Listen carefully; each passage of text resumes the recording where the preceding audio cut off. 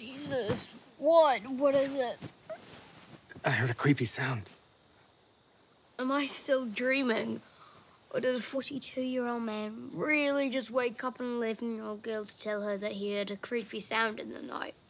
I'm sorry. Never mind. Go back to sleep.